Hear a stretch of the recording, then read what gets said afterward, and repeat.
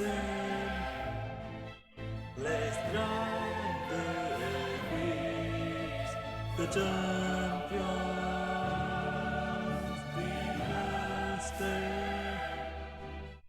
Dime estén les grandes week, the champions.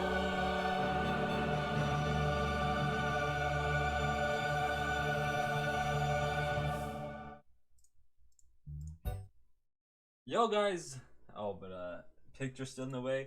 But yo guys, what is going on? Welcome back to another podcast episode. Welcome to the FIFA Flow podcast. Welcome to season 3, episode 9 of the podcast. Yes guys, today you guys just saw that beautiful picture of look at this, Thiago Silva and Paris Saint-Germain holding the Champions League trophy. Of course I had to make that edit just for the jokes, just for the memes, because guys, this is our season, guys. Easy said Paris. As a big PSG fan, I know we can tell from preseason just how we're playing now.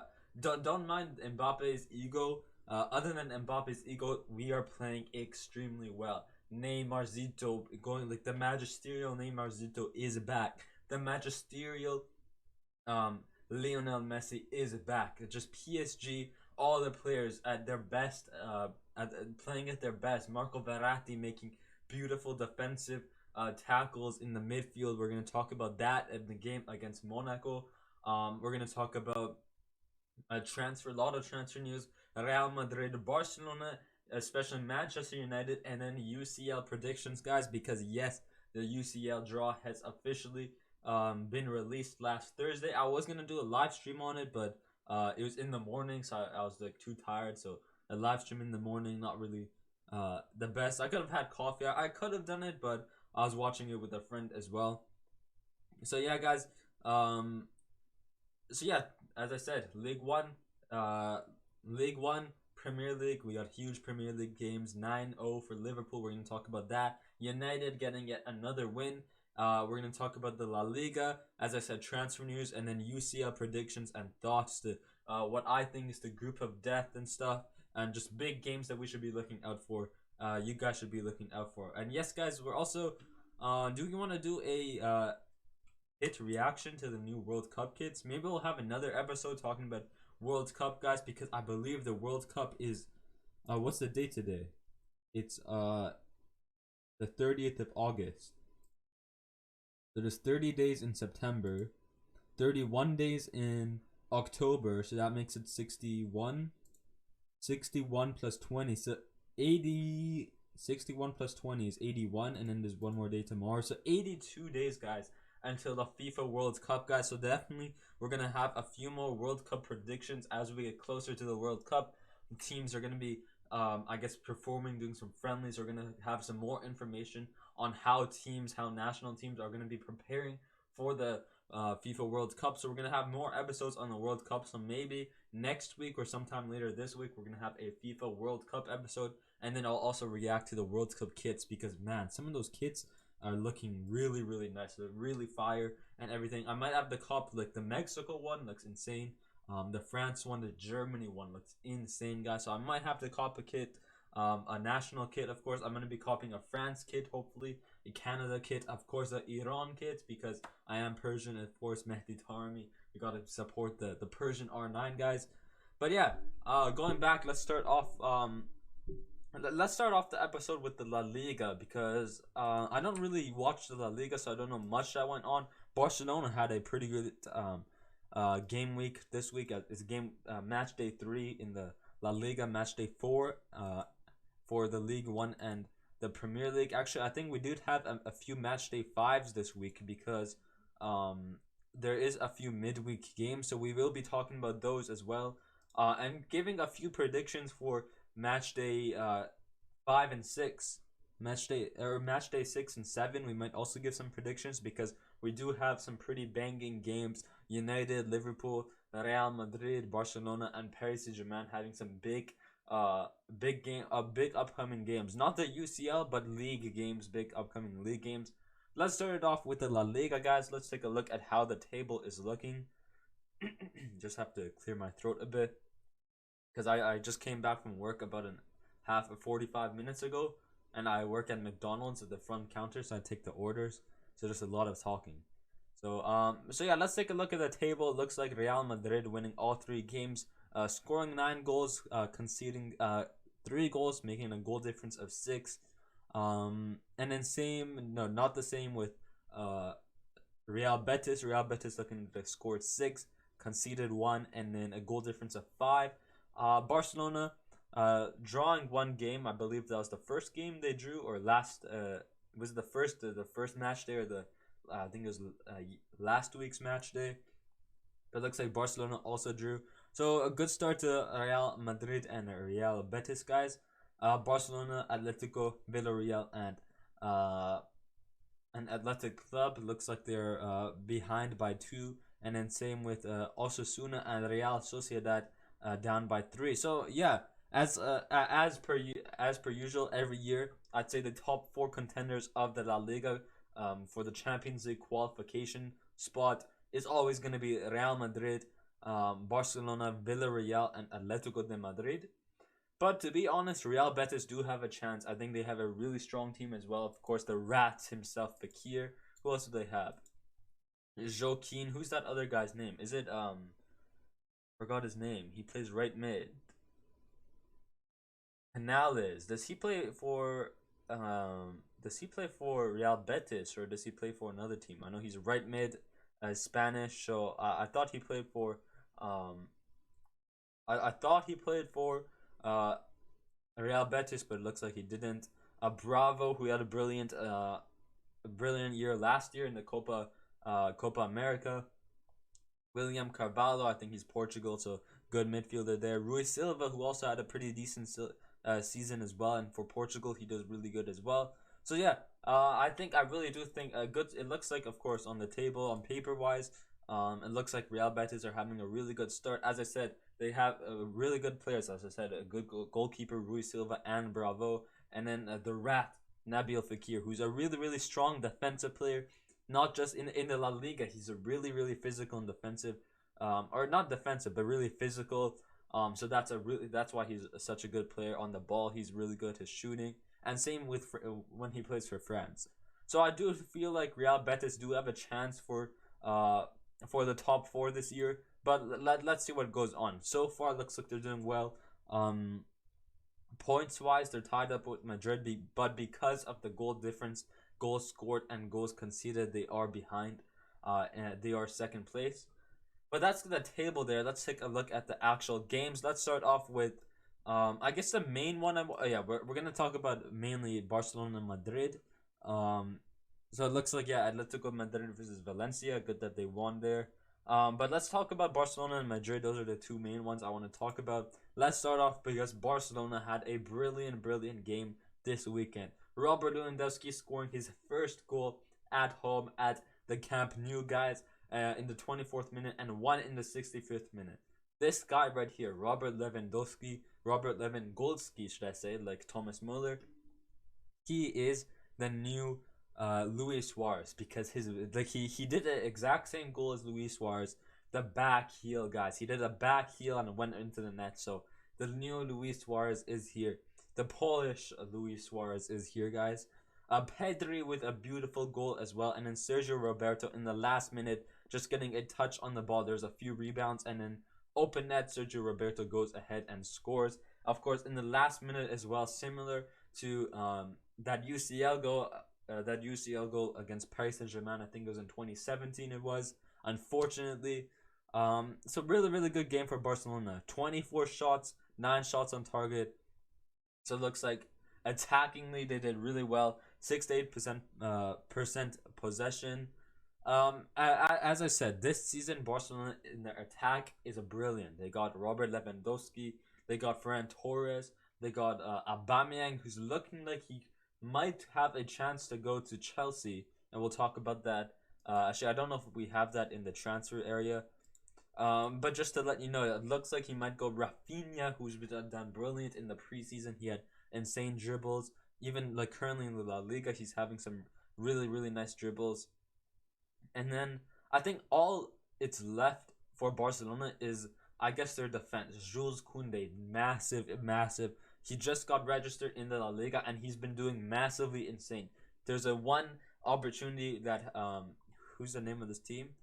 Valladolid with the I think they're newly promoted, but there's a one opportunity the opponents had, and Jules Ter Stegen was like not near where the ball went, and Jules Koundé there to defensively a brick wall blocking it, and you can tell Ter Stegen yelling "Vamos" and everything like "Let's go, my defender." So really good from Jules Koundé.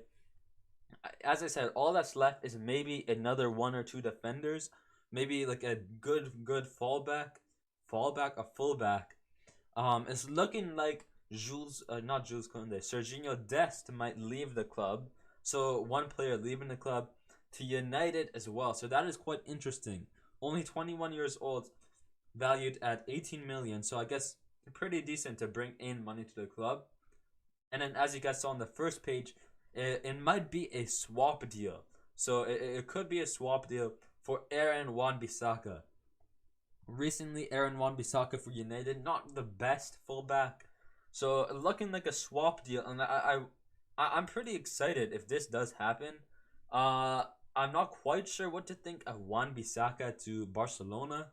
Not hugely like not that wasn't like that didn't bring my attention like hugely. But this deal here, Serginho Dest United, this is the one that kind of like makes me excited, because I think this is a brilliant transfer for Manchester United. As I said, as a lot of people say, they really need new defenders. So I think having him at right back, you got the new brick wall duo of Rafael Varane and Lisandro Martinez, and then at left back you got what's his name? Is it Malicia? Malicia to United. Malicia United. Malacia. Is it Malacia? Yeah, this guy right here, the youngster, and the defensively he's really good. Attackingly, he's really good. He's young as well. So I think I can't wait to see that. Malacia, Serginho Dest, Varane, and Lisandro Martinez. If this happens, it's gonna be really crazy to see. And as I said, I it's kind of iffy on this. I really don't know how to feel about Wan-Bissaka to Barcelona, but as I said, Serginho Dest to United is a brilliant signing to finish up United's new backline, should we say. Varane, Lisandro Martinez, Malacia, and Serginho Dest is gonna be a brilliant defensive backline, new defensive backline, should we say. So that's one transfer from the La Liga. As I said, brilliant game for Barcelona here. They do have one draw, keeping them at 7 points in the table, whereas Betis and Real Madrid are at 9. But still, pretty decent. Pretty decent matches for them, like performance-wise. They had good matches. And what was I gonna say? Yeah, apparently Xavi has the lowest percent win rate from. He has a lower percentage win rate from what's his name? Oh my, what's his name? Who is the last man? Coleman. He has a lower percentage from Coleman and previous Barcelona managers. So I don't know. What do you guys think? Is Barcelona is Xavi? In the beginning, you can say he has the Xavi effect. The Xavi effect was actually real.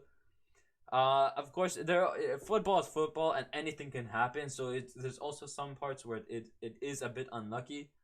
But still, what do you guys think? Do you think Xavi, like having the lower percentage out of the past 4 managers, having the lowest win rate, do you think that means like Xavi out, or do you think he's starting to build? He's right now building a squad, testing, like he's testing Koundé at right back. Do you think he's just testing right now, and then in Europe against in the UCL they're gonna show up more as a stronger team, and later in the season are they gonna show up as a more stronger team? Do you guys think Xavi out, or do you think he's just testing in the first few games of the season, and then he's gonna kick it off with a banging season? So let me know in the comments what you think. As I said, what a victory for Barcelona. The back heel by Lewandowski, and then his first goal at the camp, the Spotify new camp, guys. The Spotify Camp Nou. We go on to Espanyol versus Madrid, and right as I click it, you guys are gonna be like, bro, this is such a Madrid thing right here. This, bro, look at this. This is such a Madrid moment right here. In the 43rd, of course, Vinicius Jr. scoring in the 12th minute. I didn't see these goals. Actually, I don't remember these goals because I didn't watch the game. But like you can just tell, this is such a Madrid moment here. Vinicius Jr. scoring in the 12th minute of the game. I think it was a beautiful right-footed goal. I didn't quite see it, so I'm just gonna make an assumption. Of course, Vinny doing Vinny things, and then I didn't see these. So Joselu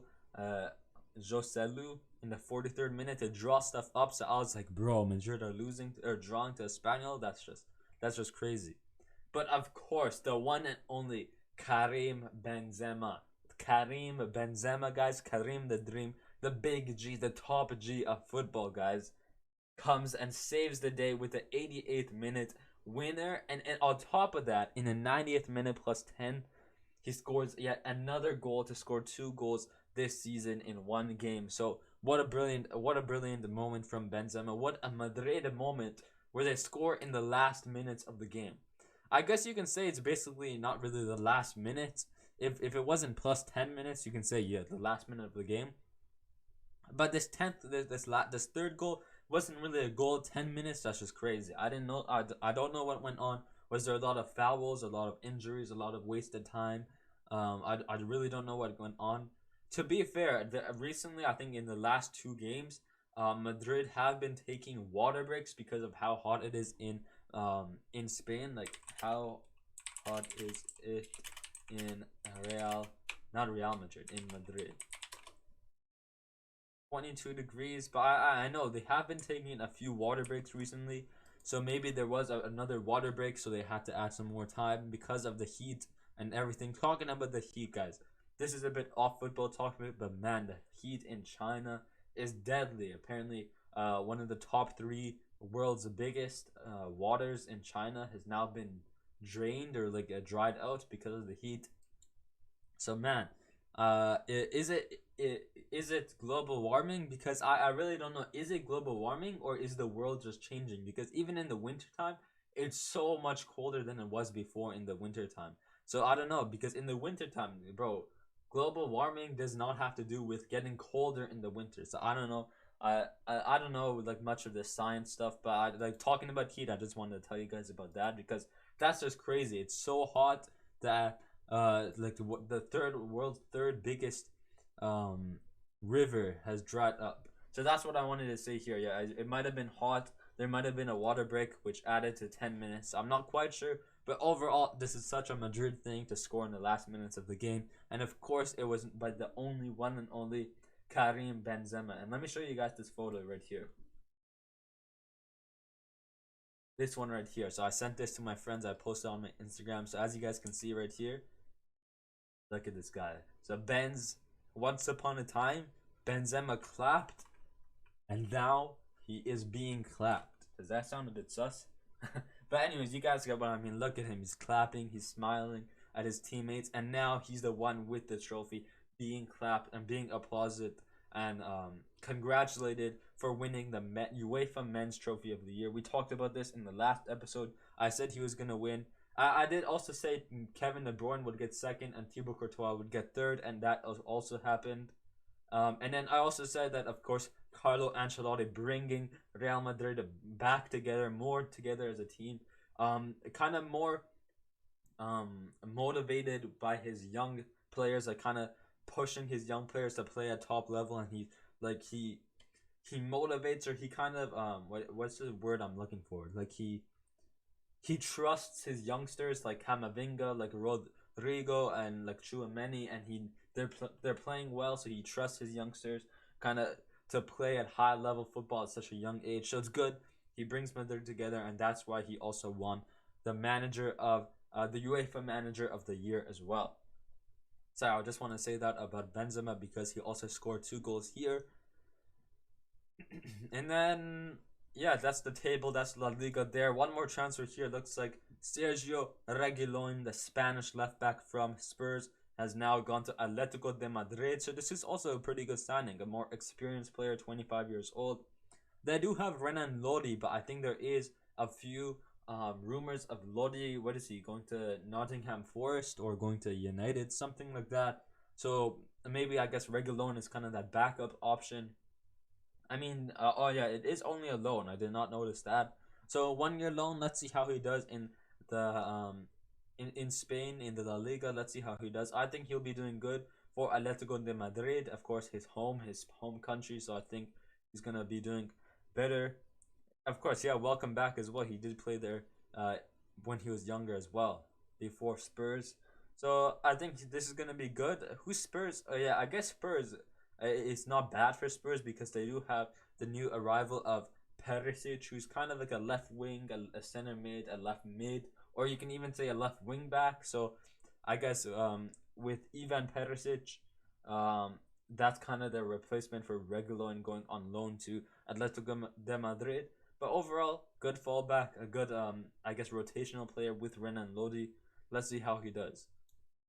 Let's go on to the Premier League, guys, where we do have match day 4 and a bit of match day 5, as well as some predictions. Let's start it off with Liverpool 9-0 against Bournemouth. Bournemouth. How do you say this guy's team? Because I think they're newly promoted to the Premier League, just winning the championship. So I'm not quite sure how to say their name, but man, I didn't watch this game. But man, just look at this. Look at the scoreline. Luis Diaz scoring in the 3rd minute first to kick off the scoreline. Harvey Elliott, like man, holy what a game.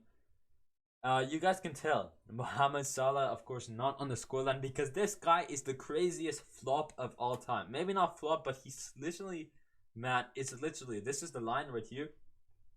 This is the ball just like 3 meters out the net, and the pass is coming to him, and somehow he misses, or he gets the touch, but somehow it goes up instead of straight. Man, Mohamed Salah, what are you doing? Like literally 3 yards or 3 centimeters, 3 millimeters, and you missed the net. What the heck, man? I was like laughing when I saw that clip. Overall, it didn't really matter. 10-0, the first double digit of the Premier League. I'm not quite sure, but like the first double digit score for Liverpool and for the in the Premier League. I'm not quite sure if it would have been. But 9-0 still crazy, and could be a record-breaking scoreline in the Premier League or even in football. Actually, not in football history. Bayern almost got that 8-2, of course. Um, and Germany against Brazil, same thing there. Almost got the close to here, but crazy game for Liverpool, of course, especially after that 2-1 loss against United. Good to see them getting a 9-0 win. Of course, it is Bournemouth, so you could say like, oh, it's an easy new promoted championship team, but still, you gotta give it to them. 9-0. Liverpool can't, or United can't do that. But what else do we have here? Liverpool 9-0. United winning against Southampton. Bruno. Of course, Bruno Fernandes, the captain of United this game, scoring a beauty goal. I think it was just outside the box. So Bruno Fernandes scoring a nice goal. This backline that United have, Lisandro Martinez, Rafael Varane, as I said, Malacia, and then getting that Serginho Dest is going to be a beautiful new backline. That new backline will be amazing. But yeah, as I said, Bruno Fernandes scoring a nice goal. Jadon Sancho, not quite sure how he did. It looks like Antonio Langa. It looks like Eric Ten Hag kind of putting Marcus Rashford to play more over Cristiano Ronaldo. Cristiano Ronaldo not really starting recently. But I mean, people are saying maybe benching Ronaldo and Maguire is what's making United win. Apparently, I mean, it is ESPN, and ESPN is Messi merchants. They are Messi merchants. But reportedly by ESPN, apparently when Ronaldo said he wants to leave the team, some players in the locker room were celebrating. So I feel like a reason kind of Erik ten Hag doesn't really want to play Cristiano Ronaldo is because of the fact that he kind of, I guess, not overthink. Like, what's the word? He kind of like, he says, "Oh, we need to be better" and stuff. So I feel like he kind of scares off the players or like pushes them too much. Of course, when you're playing in a world-class team, a historic team, when you're playing for a team like back in the glory days for United, if you were to play for them, if you're playing for a team who has that history, you need to play at a world class top level, elite level. But I feel like even with Ronaldo, like of course that's how Ronaldo likes to play as well. But overall, I feel like he also kind of pushes them too much as well. Of course, Eric Ten Hag there, like he's like after that 4-0 loss against Brentford. Apparently, Brentford ran 13.8 kilometers that match. So there was supposed to be a day off for United, but instead of having a day off, Eric Ten Hag made the United players do 13.8 kilometer run, and apparently he also joined them for more motivation as well. But what I wanted to say is, yeah, I guess Ronaldo, same thing kind of with Ronaldo here. He's like, I feel like he kind of like says too much about the club. So like, I guess the players don't really like that. Um, it's like he has too much ego. He has a huge ego, like Kylian Mbappe, of course.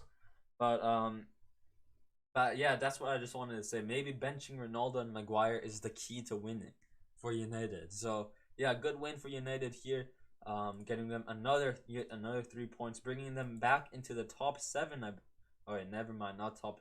I guess used to be top seven, but because some other teams have already played their fifth match day, it has dropped them back. But United used to be at seventh. It looks like they're at 6 points, 2 wins and 2 losses, 4 goals with 7 conceded at a -3 goal difference. And still one match day behind some other teams. So let's see if that will bring them up into the top 5. Let's see if that happens. So any other games here? We have Arsenal winning 2-1 against Fulham. So it looks like, yeah, I as I said, if I had to choose, one of my friends asked me this, if I had to choose one team in the Premier League to support, like who do I support in the Premier League? First, I said City because I think personally City are the best team in the Premier League. Currently, in the past few years, they are the strongest team. You could say Liverpool is up there. Last season, you could have said that, or 2 seasons ago, you could have said that. But I feel like recently, when you can score in 90 minutes in 3 finals, and recently with like the preseason and kind of flopping in the Premier League recently, I won't say they're up there. That's why I said personally I said City because I said City because they are the best team. But personally, if I had to support, if I wanted a team to do good, it would be Arsenal, and they are doing good. With 12 points on top of the table, strong. They're doing strong, ahead of City, ahead of Spurs, ahead of Brighton, ahead of the Big Six. So on top of the Big Six, on top of the Premier League. So hopefully Arsenal do good last season. They did flop the Champions League, but hopefully if they can win the FA Cup, or the Caribou Cup, maybe winning the Premier League or top 4 in the Premier League, even top 3 in the Premier League, that's going to be crazy for Arsenal. As I said, Arsenal is a really, really good team. Arteta doing really great with the youngsters, with the new signing of Gabriel Jesus is a brilliant signing. Gabriel Martinelli, Bukayo Saka, Martin Odegaard. That new backline of Saliba and Gabriel is brilliant. So Arteta knows what he's doing with Arsenal. And he's gonna win them the league. He's gonna get them back into the Champions League. He didn't go all crazy and said, "Oh, you guys are losers." He didn't say that about them last season after losing or after not making the Champions League. But he said, "Oh, this is like from previous years. This is a huge boost, and now we're gonna continue to move forward from this boost and get into the Champions League." So that's what I feel like Arteta is saying to his players. Man City versus Crystal Palace 4-2. We have that game. Nothing really else I wanted to talk about here, like the games I watched. But talking about Crystal Palace, let's talk about match day 5 for Crystal Palace, which was Crystal Palace against Brentford with Wilfred Zaha. Guys, he is back this season. Him and what's his name? Saint Maximin are back, guys. They are killing it in the Premier League with some beautiful goals. There is one goal. Was it against? I think, yeah. Talking about Crystal Palace, there's the one goal against. Like it was one goal against City, so it was similar. I wanted to talk about this. Basically, what happened is it's one goal where one of the Crystal Palace players goes to challenge the keeper. This is the keeper, Ederson, of course, has the ball in his hand. He goes to roll it, But by the FIFA rules, you can like a player cannot challenge or step in front of the player. It cannot block the ball until the keeper has rolled the ball and is away like from his hands, like it has rolled it out of his hands. And according to VAR, of course, it was disallowed because he took the challenge before Ederson let go of the ball. So technically, it was considered a foul, and the goal was disallowed. And I saw this TikTok and said like, oh, and there's this comment in the TikTok and said, oh, when Ederson does this, world class IQ, world class goalkeeping. But when Karius does this, trash keeper. And to be fair, like I guess you can say the same thing happened with Karius as well. Benzema did. If you played in slow motion, because back then in 2018, um, in the Liverpool Madrid final when Madrid won, of course, when Karius was in net, when that Benzema goal. Back then, VAR was not a thing. VAR was not a thing. So technically, it was considered or technically like nothing happened because VAR wasn't a thing. They allowed the goal. If you played that goal in slow motion right now, you can kind of tell Benzema. You can see that Benzema challenged the keeper for the ball, like to block him before Karius let go. But I guess since he was more than a meter away, the goal was still allowed. You can say the goal was still allowed. But I guarantee you, if VAR was a thing back then, or if VAR wasn't a thing now, both goals will either be disallowed or allowed. Because there was no VAR back then and VAR now, because the situation is different, like Benzema's goal counted and the Crystal Palace goal didn't count. But I guarantee if they both had VAR, it might have been disallowed for both of them. If they both didn't have VAR, it might have been allowed. But I reckon, like, I really do reckon that I feel like it should be okay to block the keeper. The keeper should know. They can literally see. If you're closer than 1 meter, you can see they're challenging them. So I mean, just fake it and then throw it in the air or something. Why are you rolling a ball on the ground after saving it, and then 5 seconds after you're rolling it when the Crystal Palace is still near you? Either boot it up, roll it to, or throw it to one of the fullbacks, or like far into the midfield on the sides. So I mean, keepers should know that. So I feel like, yeah, I really don't know. But that's what I wanted to say is like this goal was disallowed, but the exact same thing, like where Benzema challenges the keeper before Karius rolls it. That like, but since Benzema was more than a meter away, and since VAR was not a thing back then, you could say that goal was allowed. So I just want to let you know. But it looks like here, guys, 2 shots on target with two shots from Palace with 2 shots on target. Looks like both went in. Well, I don't know if both went in because one of them was an own goal by John Stones. So was that like a mistake, or was that one of the shots and then rebounded off of John Stones into the net?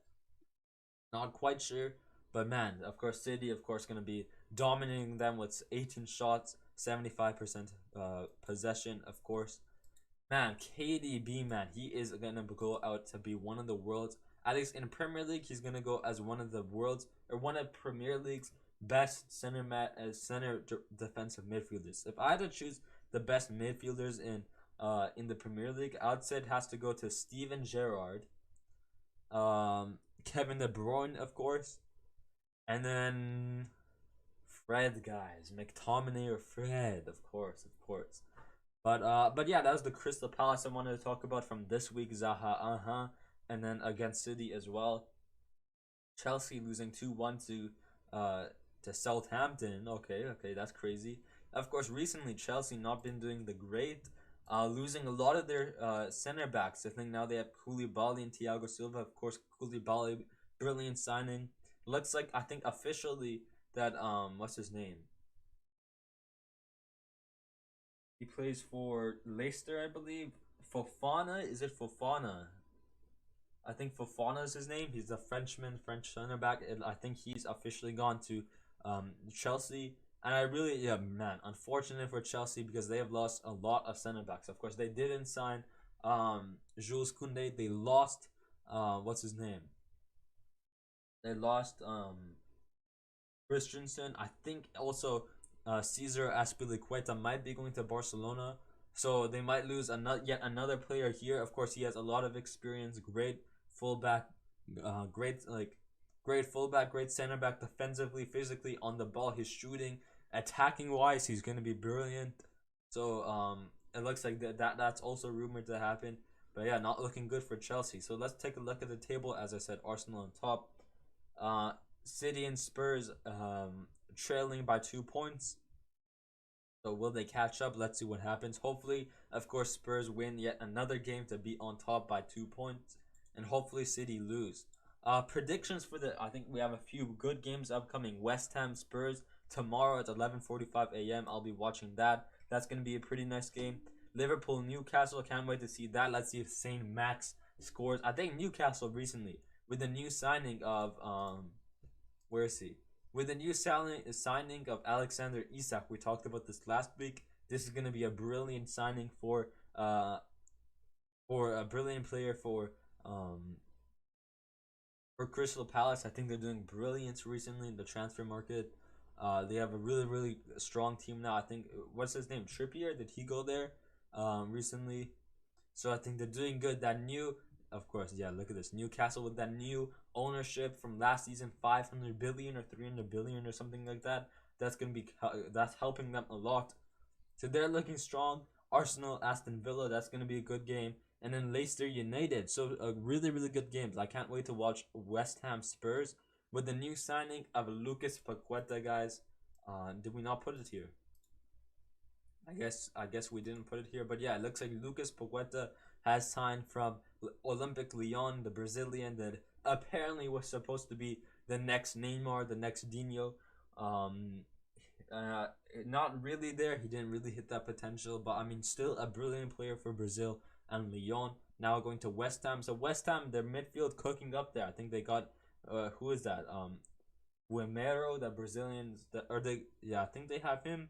Um, they got Declan Rice, and now an attacking midfielder of Lucas Paqueta. That's gonna be really good for them. So as I said, yeah, West Ham Spurs. That's gonna be a nice game. Leicester United, huge game, right there.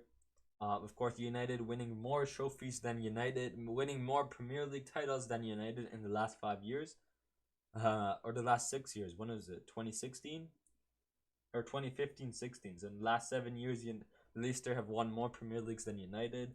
So that's gonna be crazy. Arsenal, Aston Villa, and then Liverpool, Newcastle. So I'll probably be watching the Liverpool, Newcastle.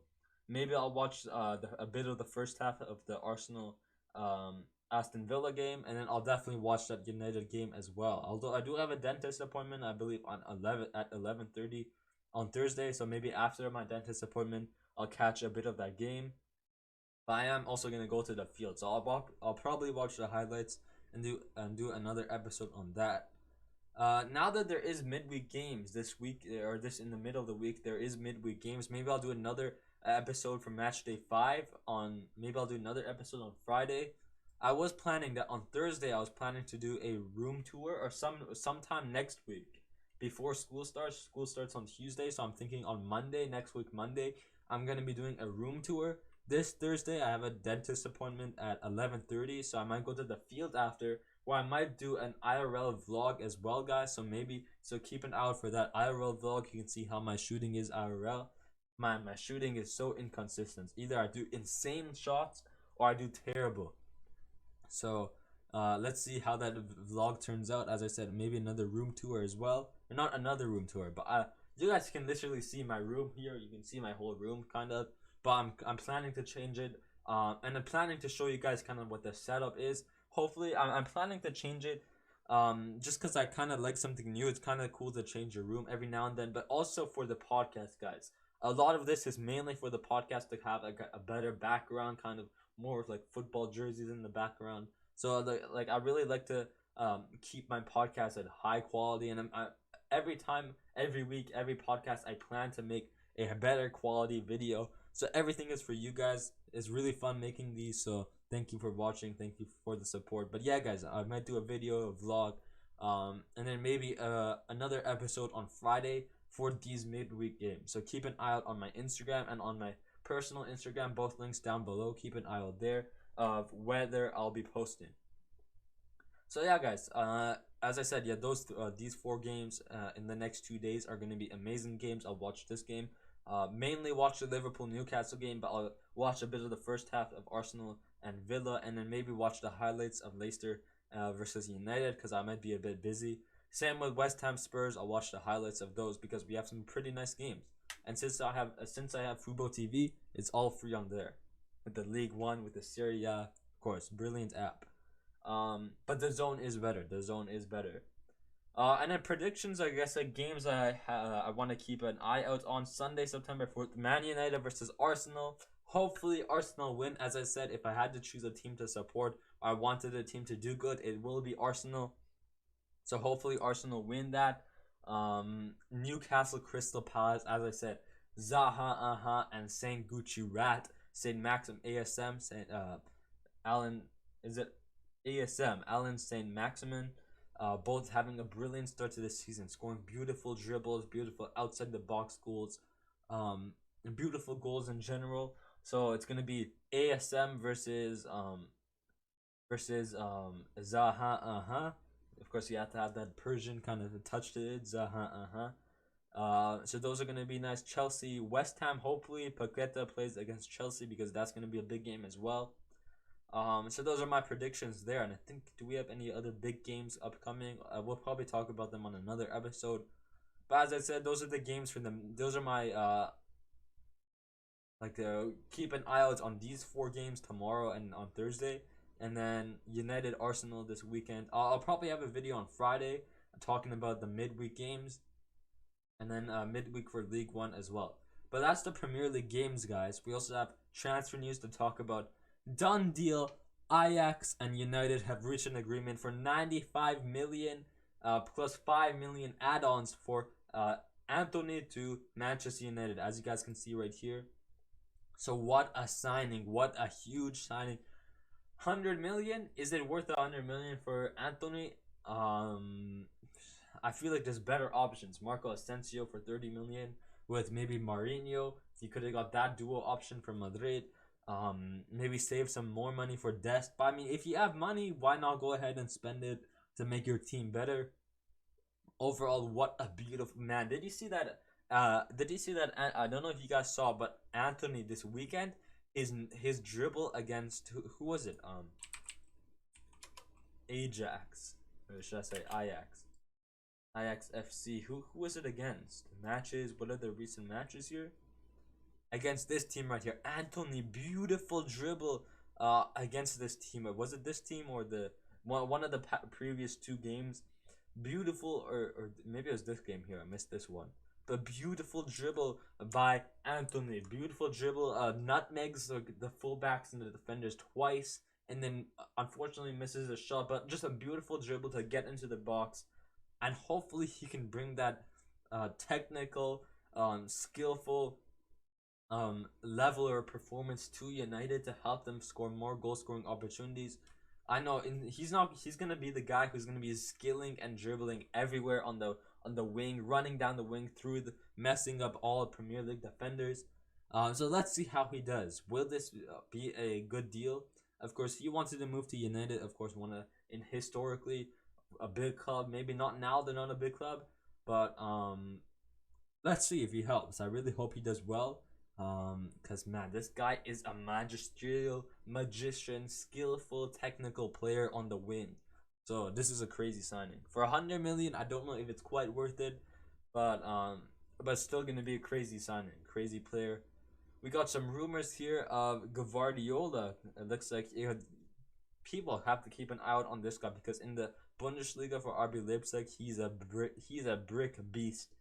If you guys saw him against Paris Saint-Germain last season, he was crazy. So and in the Bundesliga, so Gvardiol, 20 years old, looks like he might have a chance to go to Chelsea. As I said, Chelsea do need a few more defenders as they couldn't get Jules Koundé.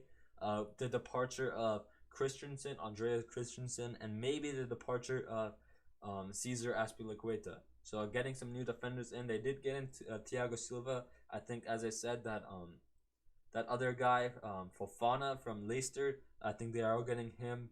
And maybe Gvardiol now. Looks like Gvardiol, guys. Is this Pep Guardiola's brother?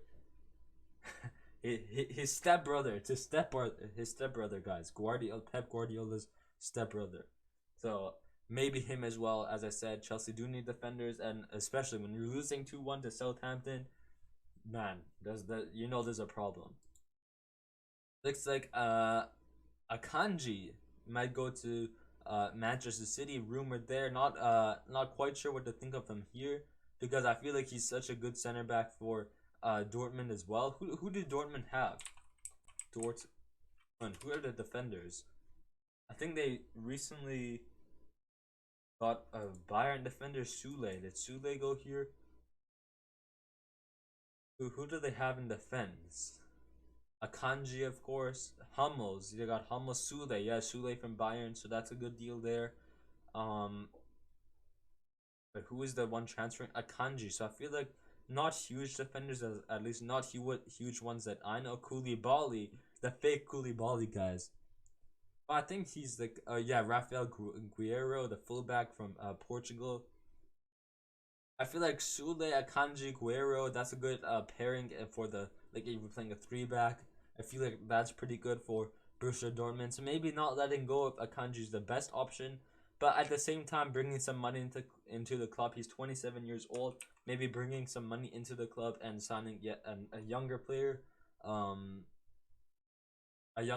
so to play for the next few years will be a good option. But overall, this is gonna be a crazy signing. Imagine him and Ruben Dias and in the back line with Kyle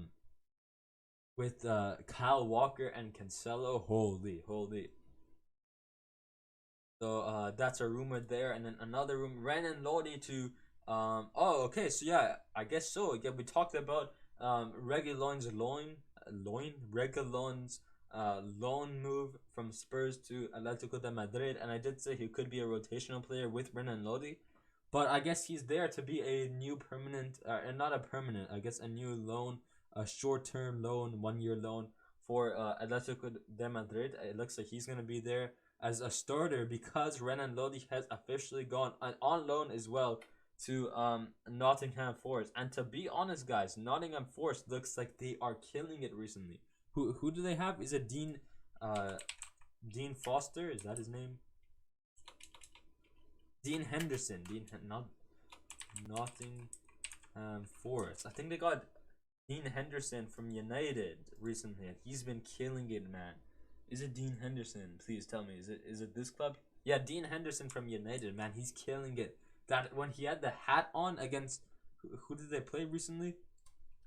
I forgot. Who did they play? Who did they play? Against Spurs, man. He saved the penalty against Harry Kane. He was with the hat on as well. He had a cap, bro. He was like prime Yashin, dude. He was literally prime Yashin out there.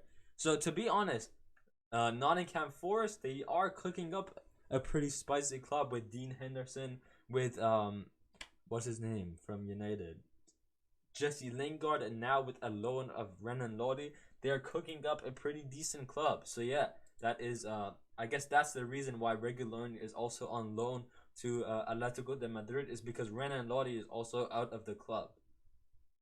Guys, we're going on into the last club. Sorry about that. Let me just get a sip of water because my throat is kind of killing me.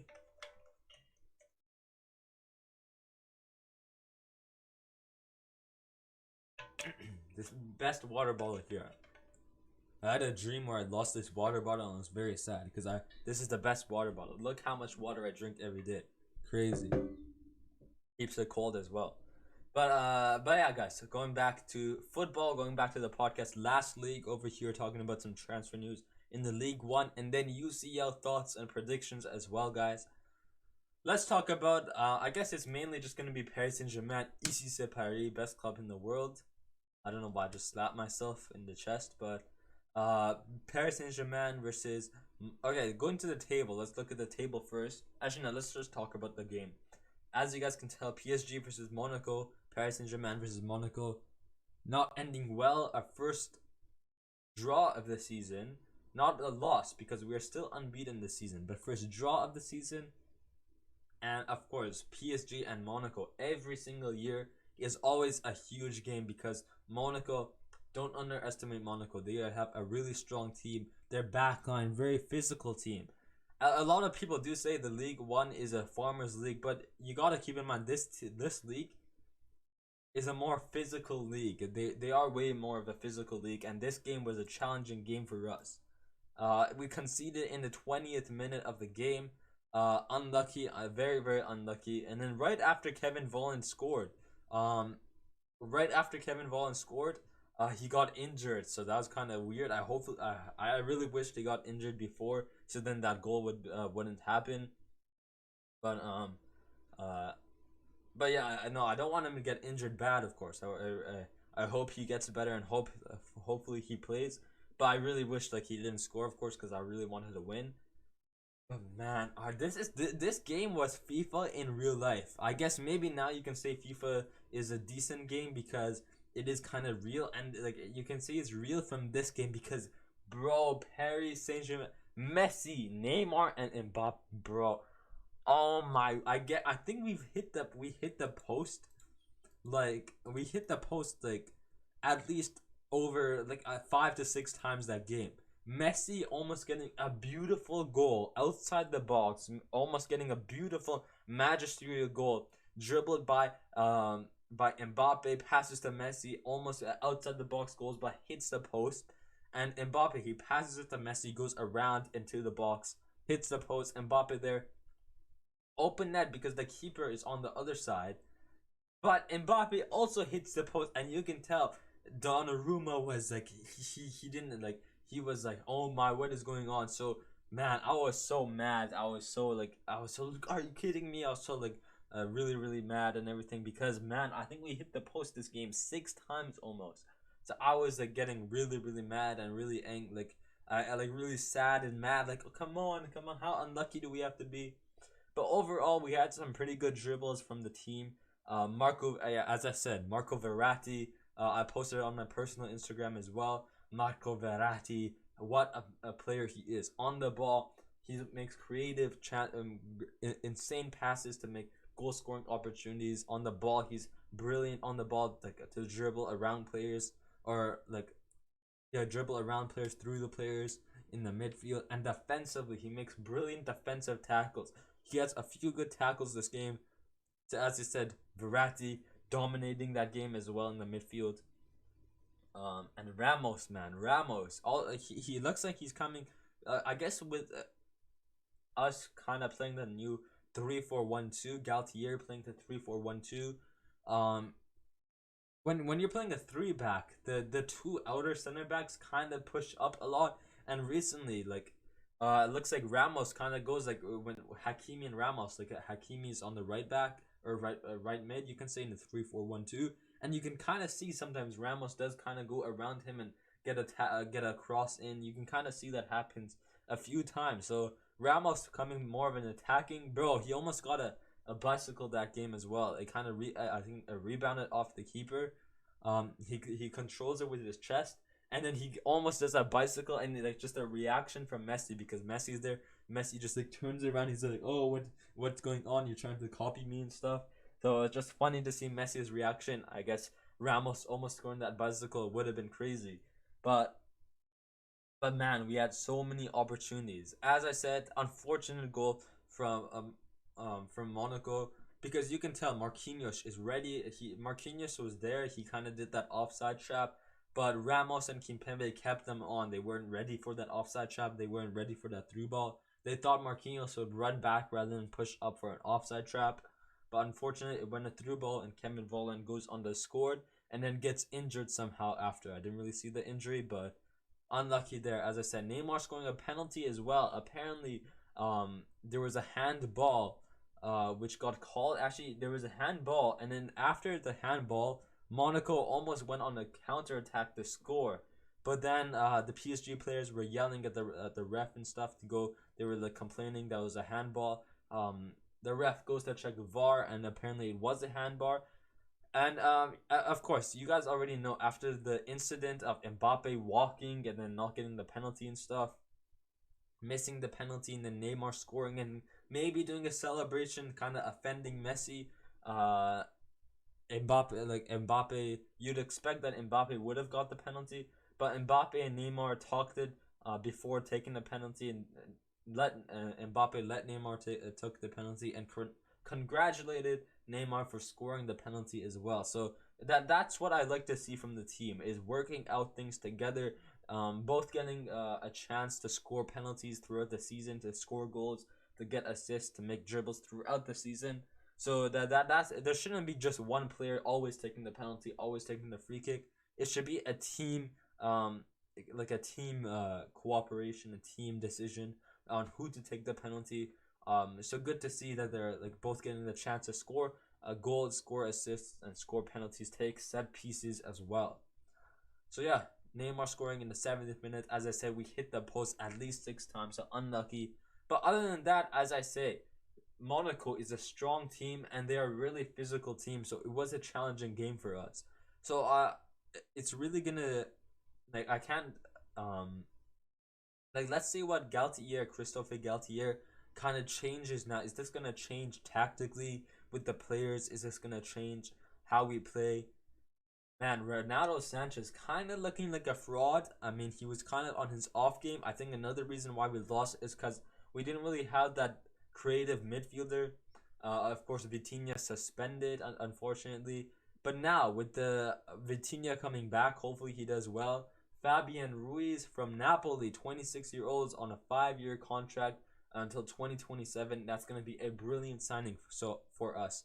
So Paris Saint-Germain looks like we're cooking up the midfield. Hopefully Renato can do a bit better in the next few games, because hopefully he can be more physical, kind of more noticeable on the pitch, kind of do more on the pitch, physically, defensively. Hopefully he does more for us, because he kind of looked like he frauded out, didn't do anything really huge.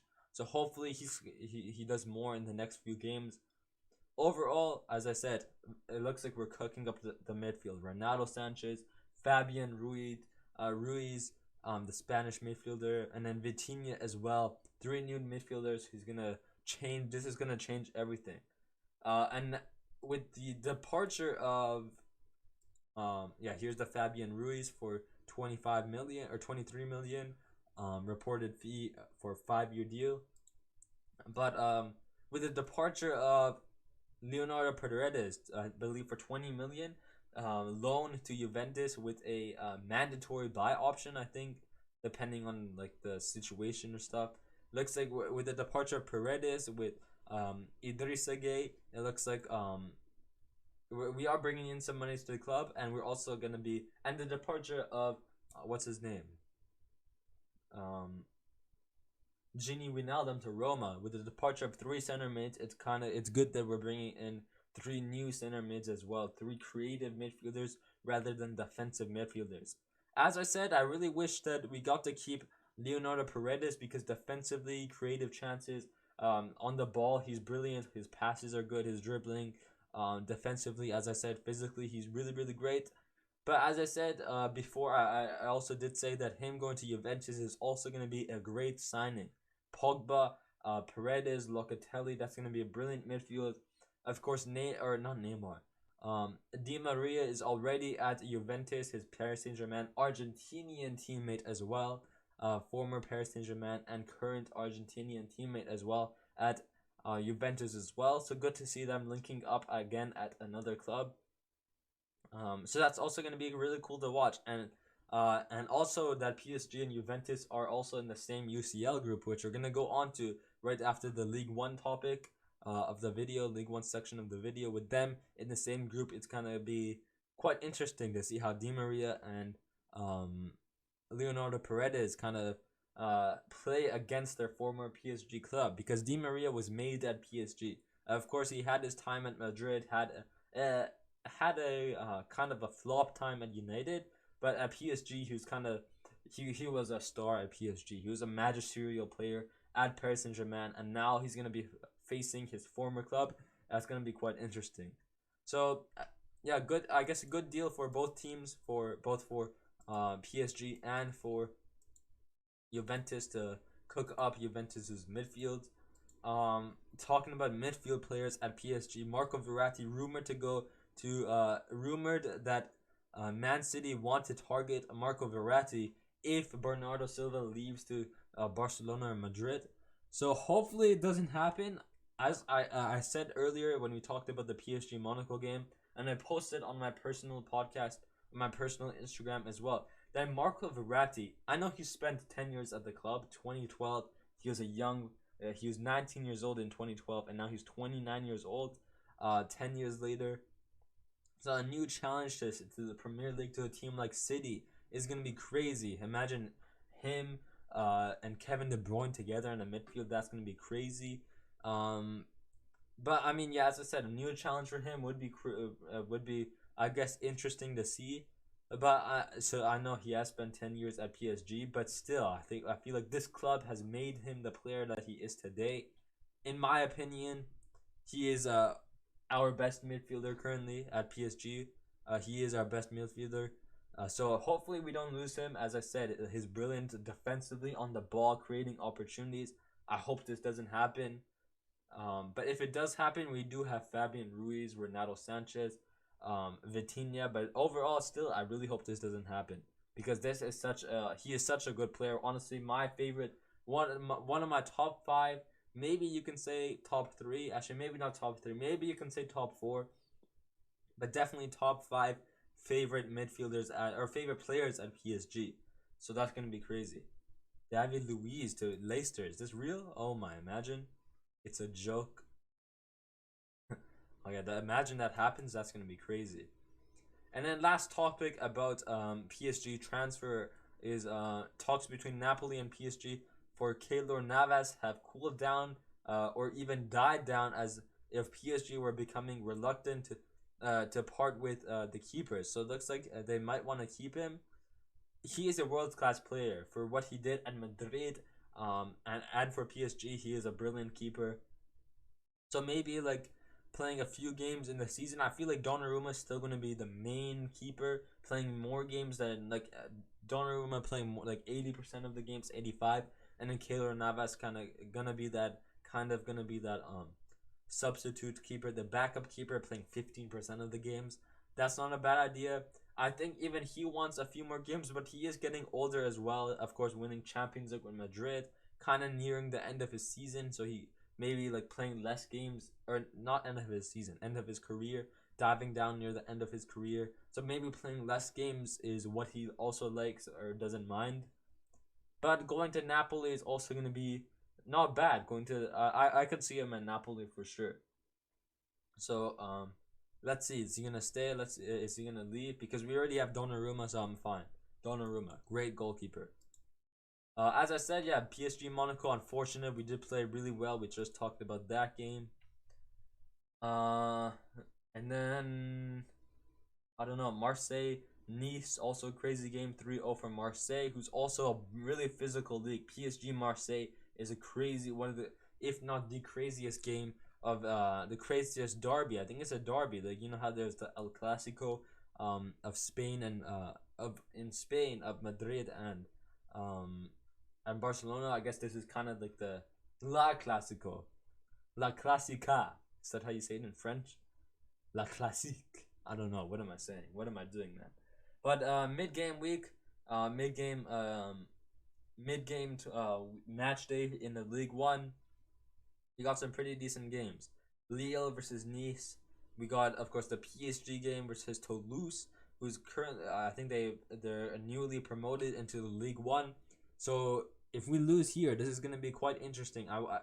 Let's see how after that loss from Monaco, or that draw from Monaco, is there gonna be any changes towards this Toulouse game from Galtier? So let's see how that draw will affect Galtier's decision for this game against Toulouse. And then I think after that we have a pretty good game as well. PSG Nantes, Montpellier, Lyon, Angers, or Angers, for this weekend as well. This is a mid game week, and then this is this weekend. So two big games, I guess, or this is gonna be an interesting game after the draw. Let's see, is it gonna be tactically or like different from Galtier? And then PSG Nantes also gonna be a crazy game as well. So yeah, that's gonna be the League One right there for you guys. And then going on to the last topic of the video, we talked about Prem, La Liga, League One with the transfers as well to the champions. So let's talk about it, guys. What a crazy! We have some crazy groups here. Let's start off with Group A, which in my opinion, maybe you can say Group C, which we'll talk about that after.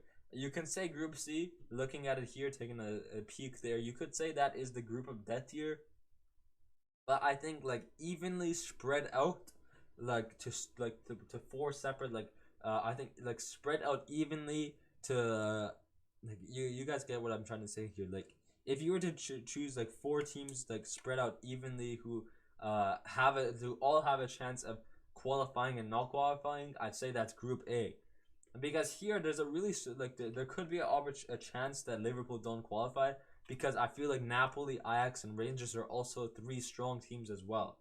So that's why I'm saying like evenly it's spread out. Like there's four good teams. Like you shouldn't sleep on this group. I feel like it's gonna be a crazy group where Liverpool might have a chance to not qualify.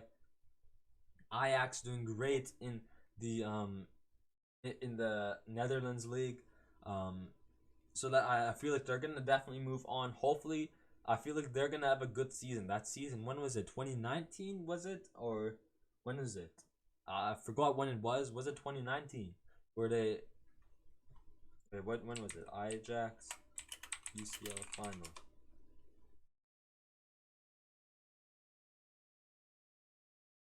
But they didn't go to the final. But you get what I mean. I think they went like to the semifinals. It was it was one season where they went crazy. When was it? Semifinals, final runner up against United. Was it this one? This one was crazy. There's the one season where they went off. So hopefully they can go off again, get to the group stage. Let's see if that's possible for them. But Napoli, Rangers, what a club they are in Ireland. They are like them and Celtics. Don't sleep on Rangers because they are a big team as well. So I feel like they're gonna show up to the party in the UCL and definitely perform well. And then as I said, Napoli as well, losing Koulibaly but maybe getting Keylor Navas soon. That's also gonna be great. I think they have a decent team as well in the Serie A. Of course, historically they have a good team with Diego Maradona. Maradona, you can say. No offense, RIP to Maradona. But I think this is gonna be an interesting group. Don't sleep on this group. I feel like Liverpool might have a chance to go out of the UCL. So as I said, if they do go out, Klopp out as well. If Liverpool don't qualify to the next to the knockout stages, then Jurgen Klopp out, because Liverpool have currently, like recently, they've been flopping. So I'd say Jurgen Klopp out. We got on Group B, Porto, Atletico de Madrid, Liverpool. Oh yeah, predictions on Group A. On paper, you would say Liverpool, Ajax go through, but as I said, like don't sleep on Rangers and Napoli as well, because Liverpool could go out as well. But on paper, I'll have to say Ajax and Liverpool. Um, Even not on paper, like Liverpool are definitely, they're a big team as well. But I feel like recently, like if you look at 2019 or even last season, or even two seasons ago, they were a stronger team. Now without Sadio Mane kind of being that good striker for them, that good goal scorer, they kind of flopping around. Um, so that's why I do say that Liverpool might have a chance to go out. But on paper, maybe you can say Liverpool and Ajax. But as I said, don't sleep on Rangers and Napoli, because Liverpool could go out. But predictions for now, we'll say Ajax and Liverpool. Over here in Group B, it's going to be set exactly how it is. Atletico Madrid first, Porto second. So Atletico and Porto going through. And then Leverkusen third with Club Brugge fourth. I really do hope that Porto do good. Of course, with the Persian there of Mehdi Taremi. Hopefully he does good in the Champions League. He did good 2 seasons ago when Chelsea won the Champions League. I think it was in the semi-final where he also scored a was it in the semi-final, I believe, where Mehdi Taremi scored a bicycle goal against Chelsea. So that was a beautiful goal. So let's see if they do it again. Let's see if like Porto show up this year in the Champions League. I hope they do.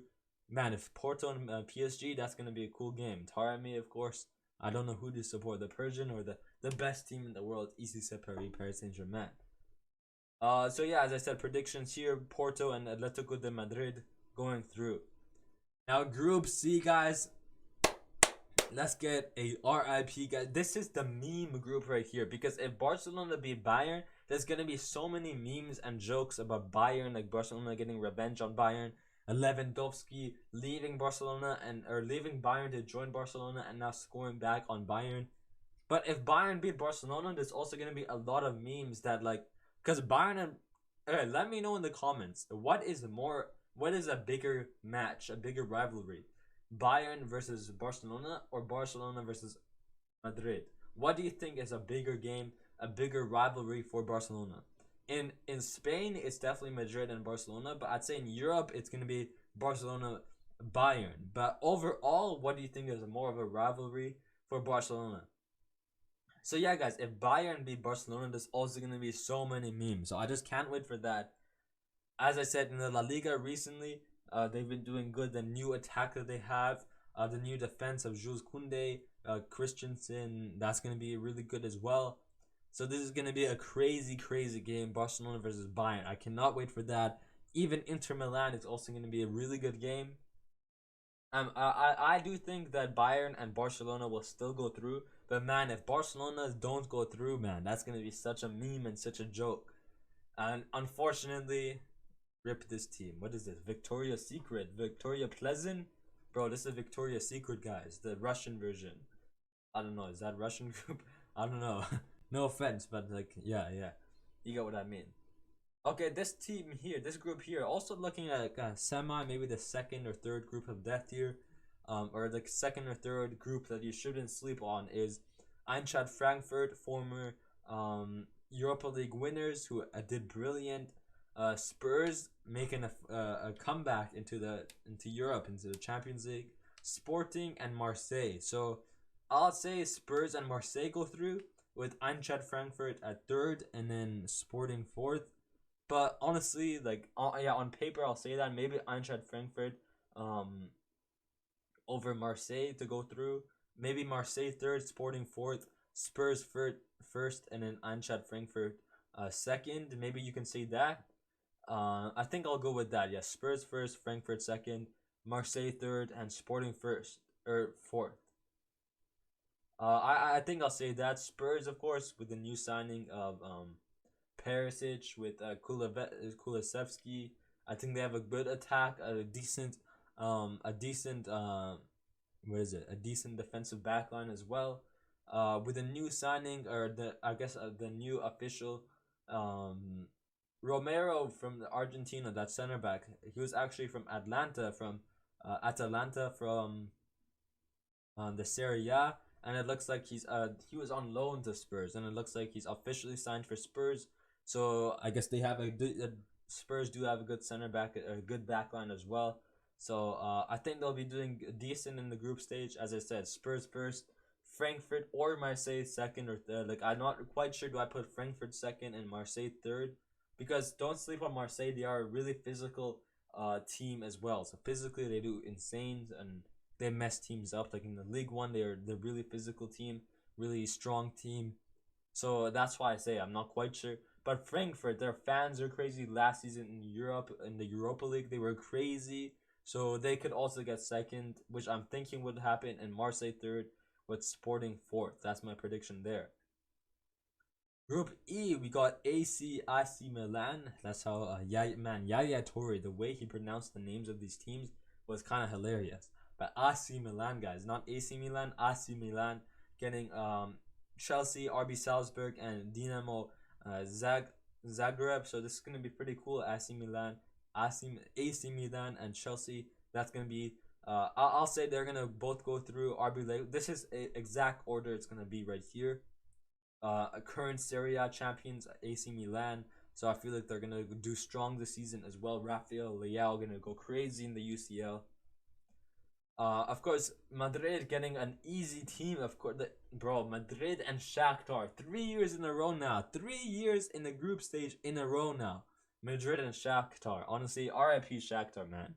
getting Madrid 3 years in a row. Honestly, I won't be surprised if Shakhtar beat Madrid because after 3 years in a row, after getting Madrid 3 years in a row in the group stage, they should know how Madrid play. So it won't be surprising if they win.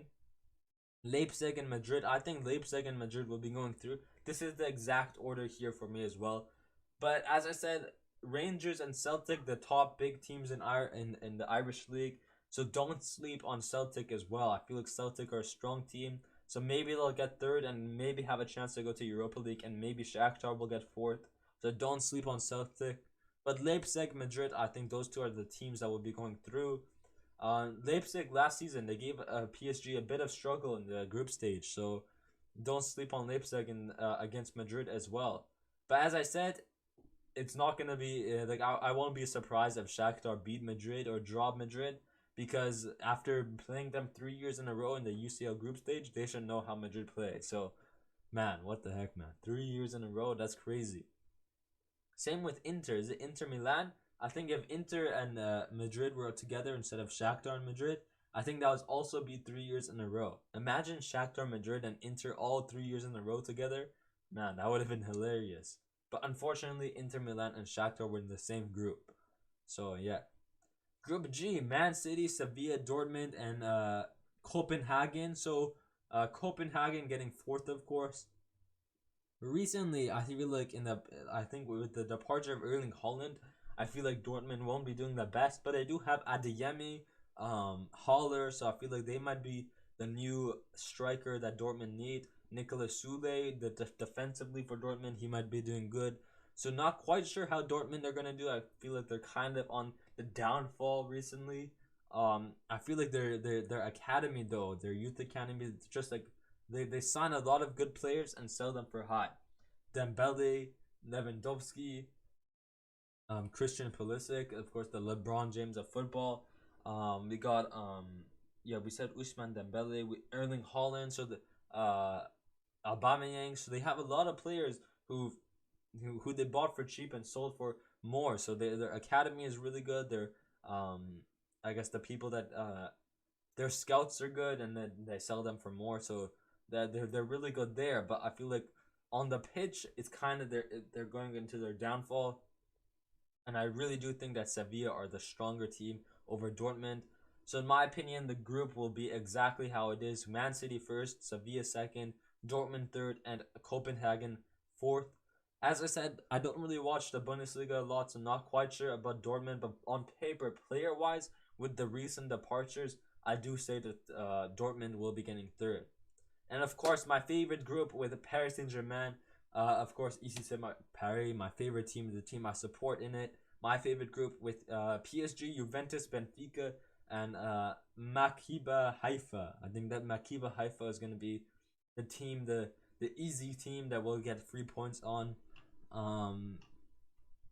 But honestly, I feel like Juventus and Benfica might give us a bit of struggle. We might have to play a bit like I really don't know. I feel a lot of people think that PSG are gonna like Juventus and Benfica are gonna be easy, but honestly, didn't Benfica win? Did I think Porto won? What's it called, Liga NOS table?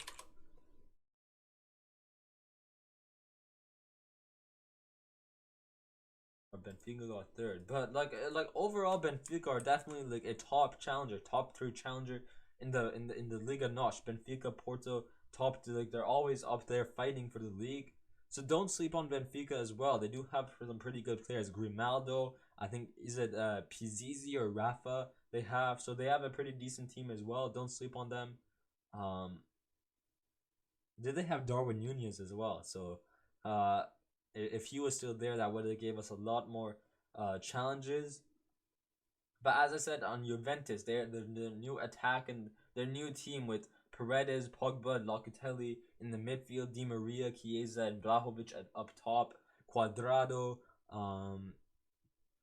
what's his name, Bonucci, um, Szczesny. I think they have a really strong team as well. So I won't be surprised if we do draw, but hopefully we can get that win. Of course, we know two of the players being Di Maria and Leonardo Paredes, so we know their weaknesses and know how to get around them defensively. We know how to defend them as well as get past them with dribbles and attacks. So hopefully, I think it will be a really cool, great game to watch.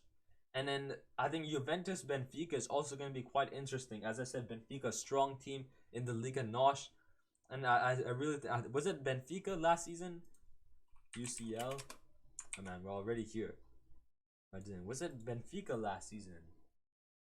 Matches Benfica Liverpool. Was that the one that got Darwin Nunez to kind of show Jurgen Klopp that like he was the goal scorer that Liverpool needed?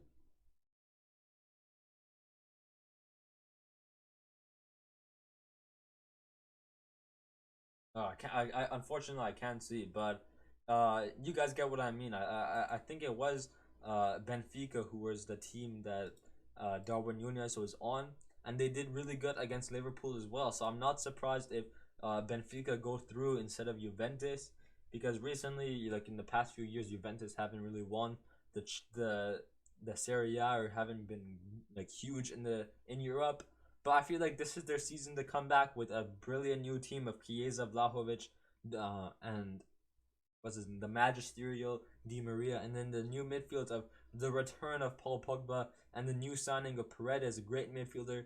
I really do think that Juventus have a chance to go through, go big in Europe, and also have a chance to be a top competitor in the Serie A against AC Milan, Inter Milan, and Napoli. So yeah, that's my thoughts there. As I said, yeah, hopefully PSG do good. I gave my thoughts on each group. Overall, yeah, I think the groups to look out for: Group C, of course, I'm gonna say Group H. I think Group G is gonna be great. Madrid, Shakhtar, not gonna be surprised if Shakhtar draw or beat Madrid because they played each other for 3 years, so they should know how each other play. And in Group A as well, like I feel like Liverpool do have a chance of going out. But yeah, guys, that's gonna be ending off the episode here. Holy, this might be one of our longest episodes ever, an hour and 20 minutes. I mean, now that I look, hour 23 minutes. So yeah, crazy long episode. I did say it's gonna be a huge episode of league games, match day 4/5 with match day 4/5 with predictions of 5/6, as well as UCL transfer market and transfer and football news as well. A crazy episode today. We talked about a lot.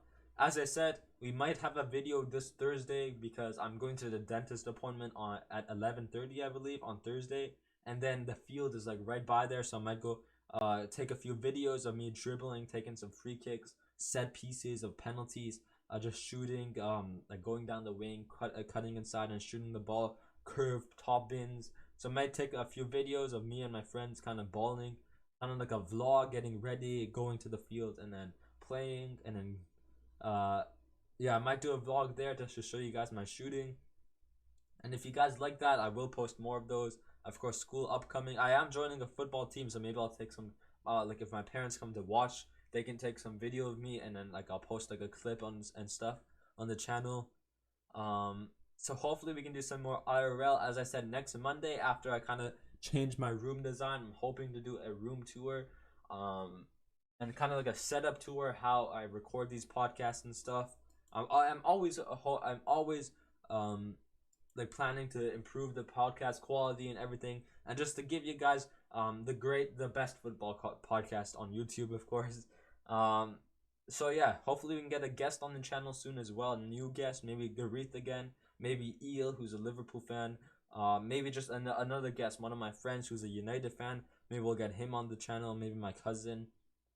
So hopefully we can get a new guest on the podcast soon. As I said, room tour, maybe a room tour next Monday, maybe IRL vlog this Thursday, maybe. And then as I said, keep an eye out on my personal and my keep an eye out on the Instagram and my personal Instagram of when I'll be uploading a video, a new podcast. So maybe this Friday I'll do another podcast on match day 5, and then next Monday I'll do a podcast on room tour and match day 6, and then school will be starting. So next week or on the next episode we'll talk about the new schedule for the podcast, because I will be really busy with work and everything, so I don't know how much time or when I'll be posting podcasts.